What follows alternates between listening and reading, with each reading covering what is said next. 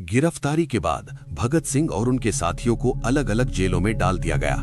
लेकिन अंग्रेज ये भूल गए थे कि भगत सिंह जैसे क्रांतिकारी के लिए जेल की दीवारें कोई रुकावट नहीं बल्कि एक नया मोर्चा थी। जब भगत सिंह को दिल्ली से लाहौर जेल शिफ्ट किया गया तो उन्होंने वहां की स्थिति देखकर विद्रोह कर दिया। यूरोपीय कैदियों को अखबार, किताबें, अच्छा खाना और साफ कपड़े मिलते थे, जबकि भारतीय राजनीतिक कैदियों को जानवरों की तरह रखा जाता था। उन्हें खराब खाना, गंदे बर्तन और अपमानजनक व्यवहार सहना पड़ता था। भगत सिंह ने यहीं से अपनी एक नई जंग शुरू की, ऐतिहासिक भूख हड़ताल। 15 जून 1929 को भूख हड़ताल शुरू हुई। भगत सिंह की मांगें सरल थीं।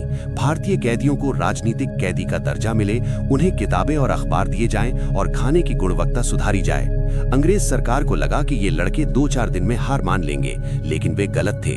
दिन बीतते गए, 10 दिन, 20 दिन, 40 दिन। पूरा देश उनकी सेहत के लिए दुआएं मांग रहा था। जेल प्रशासन ने उन्हें खाना खिलाने के लिए अमानवीय तरीके अपनाए। जेल के डॉक्टर और पहरेदार जबरदस्ती दूध पिलाने की कोशिश करते थे। भगत सिंह और उनके साथी अपने गले में रबड़ की नली नहीं डालने देते थे। कभी-कभी वे जानबूझकर अपने दांत भींच लेते या पाइप को चबा जाते। अंग्रेज उनके कमरे में ताजा दूध के कटोरे और तरह-तरह के व्यंजन रख देते ताकि उनकी भूख उन्हें तोड़ दे, लेकिन भगत सिंह उन कटोरों को उठाकर फेंक देते थे। इसी दौरान उनके साथी यतीन्द्रनाथ दास की हालत बहुत बिगड़ गई। 63 दिनों तक बिना अन्न के रहने के बाद 13 सितंबर 1929 को जतिन दास शहीद हो गए। उनकी मौत ने पूरे देश में आग लगा दी। लाहौर से लेकर कलकत्ता तक लाखों लोग सड़कों पर उतर आए। आखिरकार 116 दिनों की लंबी भूख हड़ताल के बाद अंग्रेज सरकार को झुकना पड़ा। भगत सिंह ने यह साबित कर दिया कि एक क्रांतिकारी का शरीर भले ही कैद किया जा सकता है, लेकिन उसकी आत्मा और उसका संकल्प लोहे की सलाखों से भी ज्यादा मजबूत होता है। इस भूख हड़ताल के दौरान भगत सिंह ने बहुत कुछ लिखा। उन्होंने अपनी प्रसिद्ध जेल डायरी के पन्ने भरे। वे जानते थे कि बाहर उनकी शहादत की चर्चा हो रही है, लेकिन अंदर वे खुद को एक दार्शनिक के रूप में ढाल रहे थे।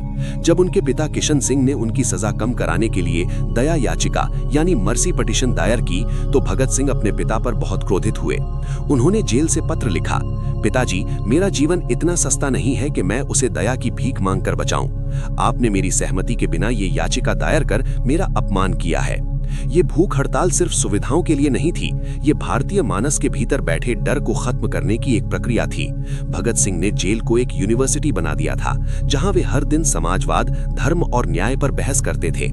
वे मौत के करीब जा रहे थे, लेकिन वैचारिक रूप से वे हर दिन